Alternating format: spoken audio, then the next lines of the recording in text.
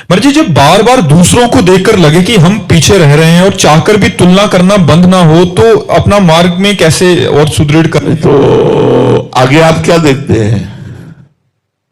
Motorcycle, गाड़ी, पद, प्रतिष्ठा, रुपया, पैसा, क्या देखते हैं आप? आगे तो संसारिक वस्तुएं ही देख रहे हैं महाराज जी। तो ये कोई देखना हुआ है तो नाशवान बात है। देखना तो ये है कि आगे हमसे निकला जा रहा अध्यात्म में, भजन में, तब तो बात हो रही है। तो सब बेकार की चीजें। अभी मर जाओगे तो तुम्हारे साथ क्या जाएगा? तुम्हारी गाड़ी, तुम्हारा रुपया, बैंक बैलेंस, मित्र, पति, पुत्र, परिवार सब यही रह जाएगा। ये देखना कोई अच्छा देखना नहीं है, और इसकी पूर्ति तो कभी हो ही नहीं सकती। आगे वाले को देखना, सामने वाले को देख करके जीना, ये तो जलन का जीवन है। एक लड़के ने अपने पिताजी से कहा, बड़े धनी मानी थे, स्कूल पैदल जाता था।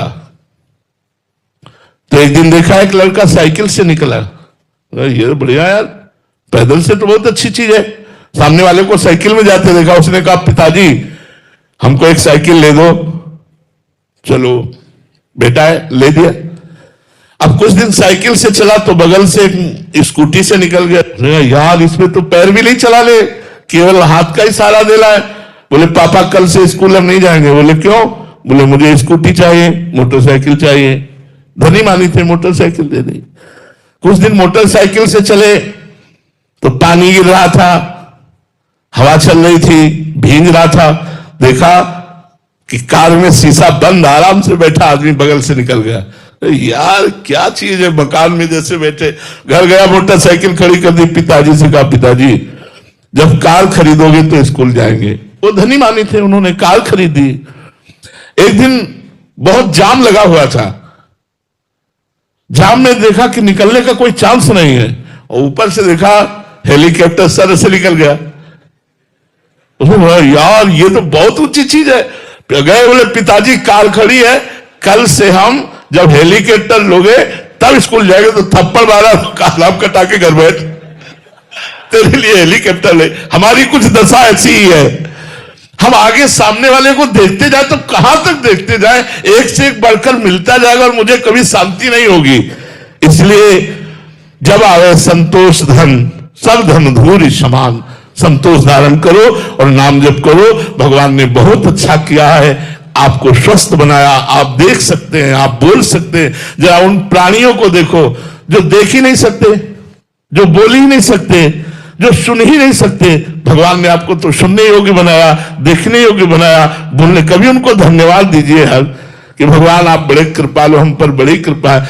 आपको भोजन मिलता है। कितने ऐसे लोग हैं पेट भरने के लिए परेशान है, आप चैन से सोते हो। देखो कितने लोग हैं फुटपाथ में, मच्छर में ऐसे ही पड़े सो रहे हैं।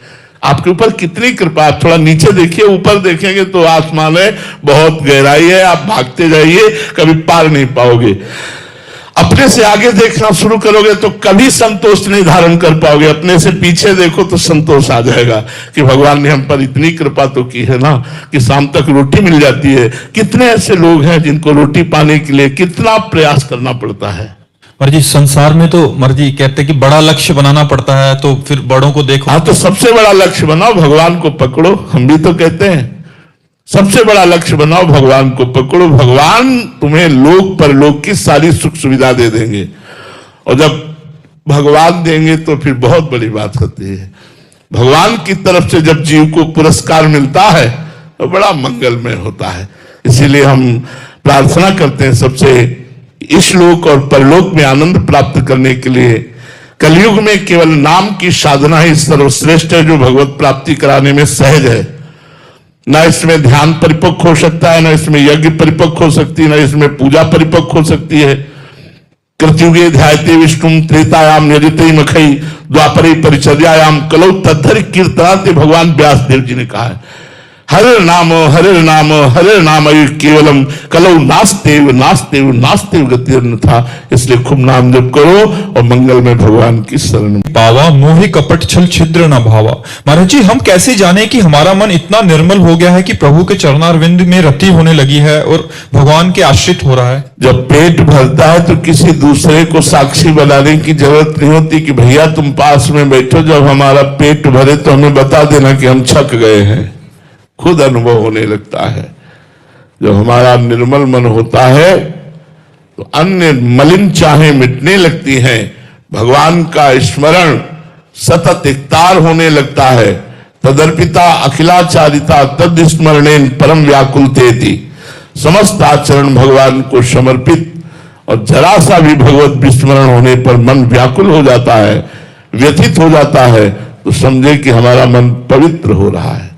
जब तक मलिन वासनाएं हैं, जब तक शरीर और इंद्रियों से भोग भोगने वाले इन क्रियाओं में सुख का अनुभव हो रहा है, तब तक मन मलिन है।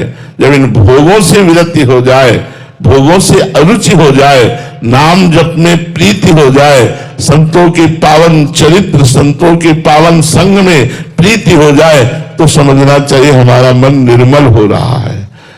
और वो स्वयं को अनुभव में आता है कि अब मन निर्मल हो रहा है, अब हमारी कामनाएं शांत हो रही, अब हमारा भजन निरंतर चल रहा है, अब हमें भगवान और भगवान के भक्त प्यारे लगने लगे, ये स्वयं में अनुभव होने लगता है। भावना जी अंबाला से। राधे राधे महाराज जी। महाराज जी, एक बार एक एकांतिक वार्तालाप में आपने बोला था कि अगर आप अपने शिष्यों को समाज में भेजते हैं तो वो उनको आग में झोंकने के समान होगा, परंतु महाराज जी हम जैसे अधम जीव तो आग में ही रह रहे हैं, तो महाराज जी ऐसे आग में, फिर आपको बताया कि बुखार एक ही तरह का नहीं होता है, मलेरिया, डेंगू कई तरह का, लेकिन लिखा जाएगा बुखार ही, तो उसके टेबलेट भी अलग अलग होते हैं।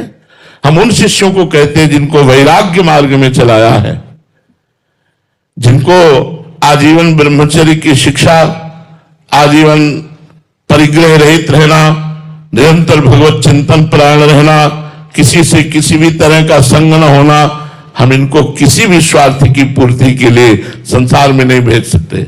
नहीं, तुम एकांत कुंज का सेवन करो, या जो हमारे साधु समागम में नाम वाणी कीर्तन पाठ हो रहा है उसमें बैठो, बस अपने कमरे में एकांत रहो, क्योंकि तुम्हारा जीवन एक अलग जीवन है, समाज का मंगल करने वाला जीवन है।